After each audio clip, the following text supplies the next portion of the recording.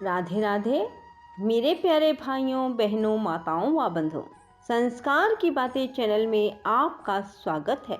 बंधुओं, आज चैत्र मास पहला सोमवार और मैं आपको सुना रही हूँ भगवान शिव शंकर भोलेनाथ की कथा। बंधुओं, जो मनुष्य भी सोमवार के दिन भगवान शिव की कथा को सुनते हैं, भगवान शिव उन्हें मनोवांछित वर प्रदान करते हैं। बंधुओं, पूर्ण विश्वास, सच्ची निष्ठा, एकाग्रचित होकर ही शिव शंकर भोलेनाथ की कथा को सुने। बंधुओं, यदि आपने YouTube चैनल संस्कार की बातें अब तक सब्सक्राइब नहीं किया तो जरूर करें और बेल आइकन दबाना ना भूलें, ताकि आपको हमारी आने वाली सभी वीडियोस की जानकारी सबसे पहले हो सके। बोलो शिव शंकर भोलेनाथ की जय हो। लक्ष्मी सहित भगवान विष्णु शंभू के पास हाथ जोड़कर खड़े हुए और बोले, देव देव महादेव, दया सागर प्रभो, तात आप संपूर्ण जगत के पिता हैं और सती देवी सबकी माता है। आप दोनों सत्पुरुषों के कल्याण और दुष्टों के दमन के लिए सदा लीला पूर्वक अवतार ग्रहण करते हैं।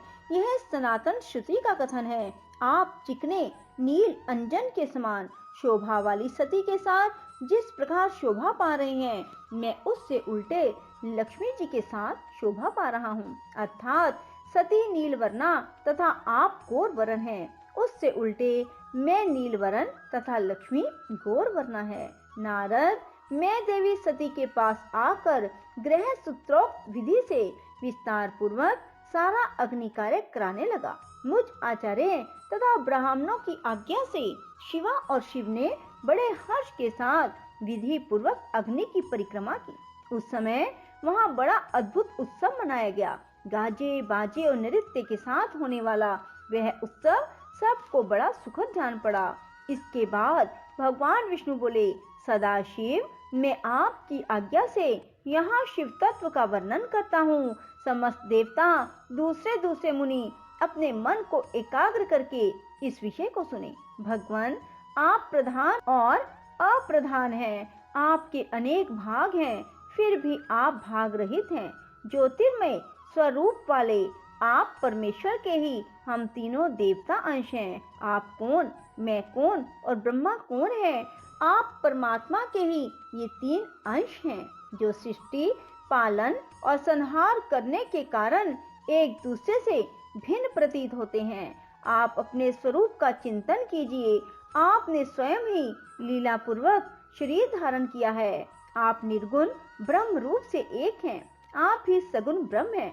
हम ब्रह्मा, विष्णु, रुद्र तीनों आपके अंश हैं। जैसे एक ही शरीर के भिन्न भिन्न अवयव मस्तक, गिरवा आदि नाम धारण करते हैं, तथापि उस शरीर से भिन्न नहीं है, उसी प्रकार हम तीनों अंश आप परमेश्वर के ही अंग हैं, जो ज्योतिर्मय आकाश के समान सर्वव्यापी एवं निर्लेप स्वयं ही अपना धाम, पुराण, कुटस्थ, अव्यक्त, अनंत, नित्य तथा दीर्घ आदि विशेषणों से रहित निर्विशेष ब्रह्म है। वही आप शिव हैं।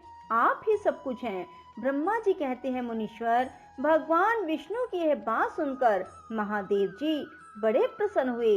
इसके बाद उस विवाह यज्ञ के स्वामी परमेश्वर शिव प्रसन्न हो लौकिकी गति का आश्रय ले हाथ जोड़कर खड़े हुए मुझ ब्रह्मा से प्रेम पूर्वक बोले।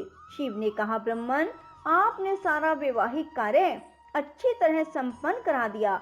अब मैं प्रसन्न हूँ। आप मेरे आचार्य हैं। बताइए, आपको क्या दक्षिणा दूं? सूर्य ज्येष्ठ, आप उस दक्षिणा को मांगिए।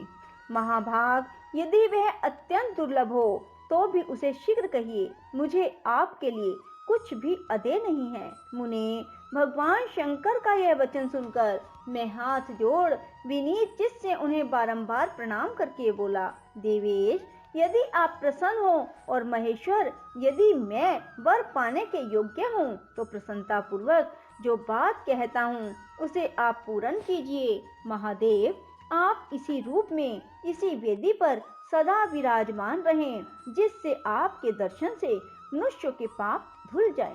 चंद्रशेखर, आपका सानिध्य होने से मैं इस वेदी के समीप आश्रम बनाकर तपस्या करूं, यह मेरी अभिलाषा है।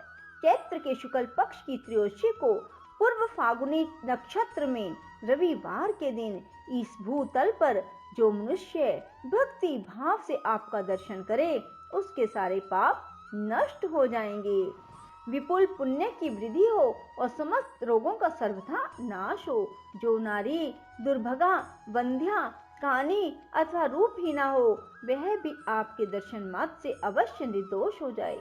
मेरी यह बात उनकी आत्मा को सुख देने वाली थी।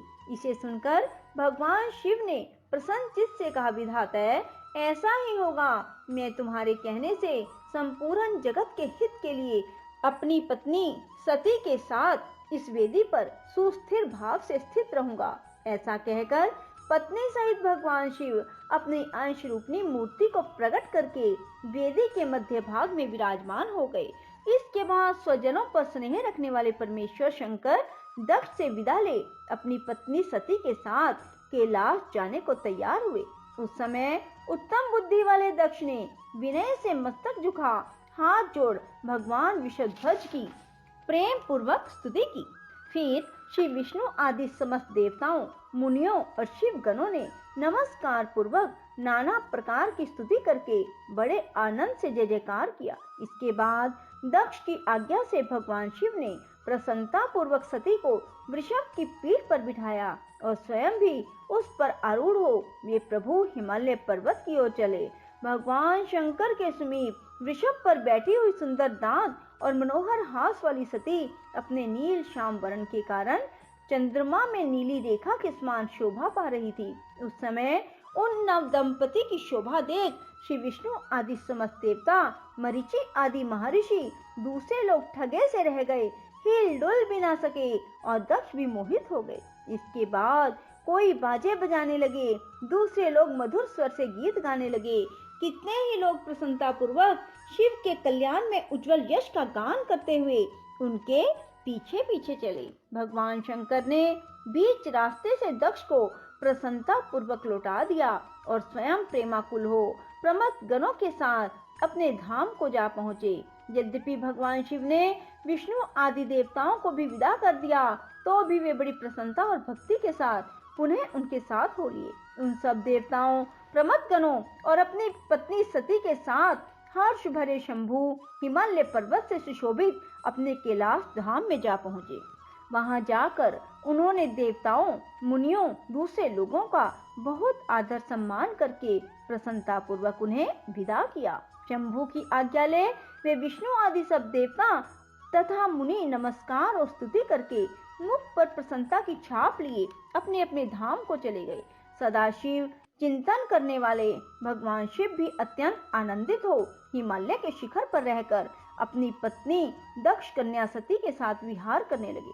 सूत जी कहते हैं, मुनियों, पूर्व काल में स्वयंभू मनवंतर में भगवान शंकर और सती का जिस प्रकार विवाह हुआ, वह सारा प्रसंग मैंने तुम्हें सुनाया। जो विवाह काल में यज्ञ में किसी भी शुभ कार्य के आरंभ में भगवान शंकर की पूजा करके शांत चित्त से इस कथा को सुनता है, उसका सारा कर्म वैवाहिक आयोजन बिना किसी विघ्न बाधा के पूर्ण होता है और दूसरे शुभ कर्म भी सदा निर्विघ्न पूर्ण होते हैं। इस शुभ उपाख्यान को प्रेम पूर्वक सुनकर विवाहित होने वाली कन्या भी सुख, सौभाग्य, सुशीलता और सदाचार आदि सद्गुणों से संपन्न साध्वी स्त्री और पुत्रवती होती है। बोलो शिव शंकर भोलेनाथ की जय हो। राधे राधे, जय श्री कृष्णा। बंधुओं, यदि आपको हमारी वीडियो पसंद आए तो इसे लाइक करें और शेयर भी जरूर करें। धन्यवाद।